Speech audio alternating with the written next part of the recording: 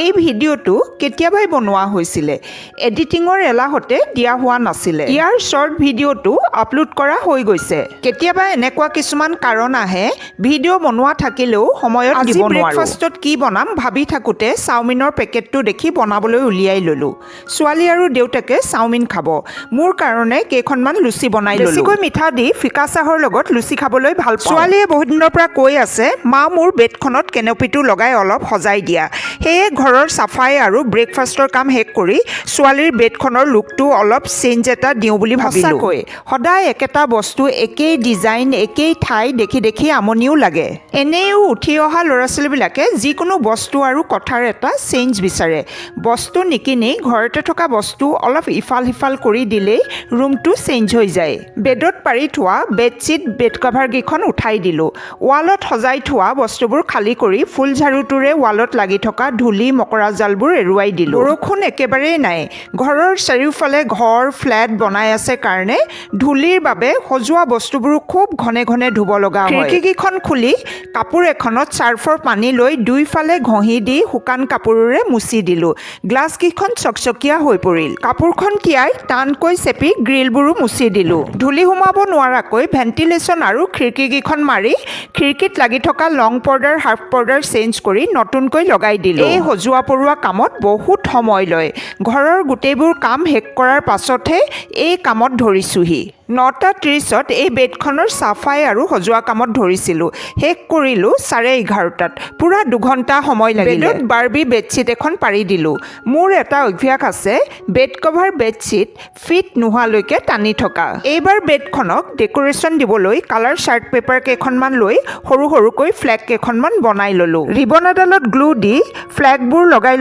Chain বনাই colourful ফ্লেগৰ chain অনলাইনতো কিনিবলৈ পোৱা যায় এডাল এডাল ফ্লেগৰ চেইনত 250 270 পৰে 7ত থাকোঁতে এই কেনপিটো লোৱা হৈছিলে 8-9ত এইটো লগোৱা নহ'লেই ময়ো কেনপিটোৰ কথা পাহৰিছিলোঁ ছোৱালীয়ে মনত পেলাই দিলতহে আকৌ লগাবলৈ উলিয়াই ল'লোঁ কেনপিটো গজালত ফিট কৰি তাৰ ওপৰত ফেয়াৰী লাইট লগাই দিলোঁ মই বনোৱা ফ্লেগৰ চেইন দুডালো উইণ্ডোৰ ওপৰত লগাই দিলোঁ আগতেই অনলাইনত লোৱা ষ্টাৰৰ চেইনডালো লগাই দিলোঁ ক্লাউড শ্বেপত লাগি থকা কালাৰফুল ৰেইনড্ৰপকেইটাও কেনপিটোৰ ভিতৰত ওলমাই দিলোঁ ঘৰৰ বেডৰুমটোৱে হৈছে য'ত আমি বেছিভাগ সময়ে কটাওঁ আমি আমাৰ ভাল টোপনিৰ লগতে ৰুমৰ বিচনাকেইখনত পৰি যিকোনো কথা গভীৰকৈ চিন্তা কৰিবলৈ ভাল পাওঁ সেয়ে বেডৰুমটো পৰিষ্কাৰ কৰাৰ লগতে অলপ সজাই পৰাই ৰখাটো আমাৰ কৰ্তব্য কথা পাতি থাকোঁতে মইনো কি লগাই আছোঁ ক'বলৈকে পাহৰিছিলোঁ লেডিবাগৰ ষ্টিকাৰ কেইটামান লৈ কেনপিটোৰ ভিতৰত লগাই দিলোঁ কিনাৰত থকা কৰ্ণাৰটোত সৰু ৱাল ছেল্ফ লগাই দি তাত সৰু সৰু টেডি ৰাখি দিলোঁ এই টেডিকেইটাও বহুত পুৰণা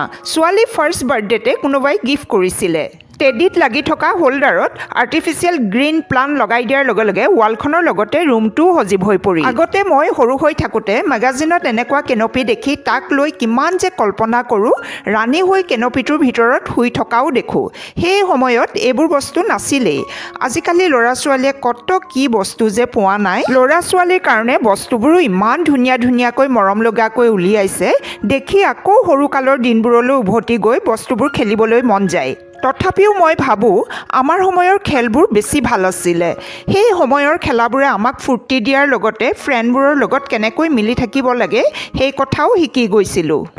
তেতিয়া স্কুলৰ পৰা অহাৰ পাছত কোৱাৰ্টাৰৰ সন্মুখত থকা ফিল্ডখনত 4টা বজাৰ লগে লগে গোটেই ফ্ৰেণ্ডবোৰ খেলিবলৈ গোট খাওঁ খেলবোৰ আছিল ধৰাধৰি কাবাডী পিঠু ৰেডি লুকা ভাকু কি ভাল লাগে খেলি এক্সাৰচাইজৰ কোনো দৰকাৰেই নাই খেলোতেই পূৰা এক্সাৰচাইজ হৈয়ে যায় খেলবোৰৰ কথা আপোনালোকৰ লগত শ্বেয়াৰ কৰি থাকোঁতে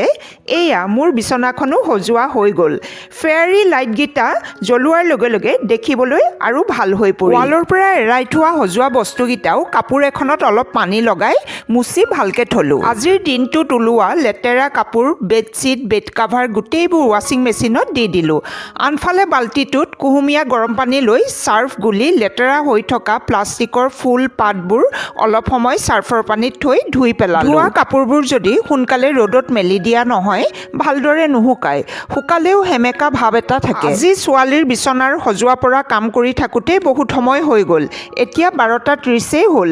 লৰালৰিকৈ ৱাশ্বিং মেচিনৰ পৰা কাপোৰবোৰ উলিয়াই ৰ'দত মেলি দিলোঁ। আজি যথেষ্টখিনি কাপোৰ ধোৱা হ'ল।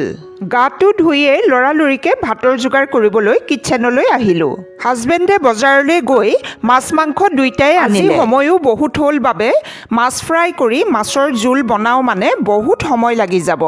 সেয়ে মাংসখিনিকে বনোৱাটো ঠিক কৰি পিঁয়াজ আদা নহৰু মিক্সিত মাৰি ল'লোঁ। আনফালে মাংসৰ কাৰণে আলু কেপচিকাম বিলাহী ধনিয়া কাটি ল'লোঁ। সোনকালে হ'বলৈ মাংসখিনি কুকাৰতে বনালোঁ। গৰম তেলত শুকান জলকীয়া আৰু তেজপাত ফোৰণ দি পিছা পিঁয়াজ আদা নহৰু দি মাংসখিনি দি অলপ সময় ভাজি শুকান মছলাৰ পৰা কাটি লোৱা গোটেইখিনি এটা এটাকৈ দি লৰাই গৰম পানী দি ঢাকন লগাই দিলোঁ। এয়া মাংস খাব পৰা হৈ গ'ল। ভাত খোৱাৰ পাছত পাকঘৰটো চিজিল লগাই অলপ সময় বিচনাত পৰিছিলোঁগৈ। 4টা বজাত মোৰ ওচৰত টিউশ্যন ল'বলৈ সৰু সৰু ল'ৰা ছোৱালী কেইটামান আহে। সেয়ে 4টা বজাৰ আগে আগে মই টিউশ্যন লোৱা চকীখনত বহিলোঁগৈ।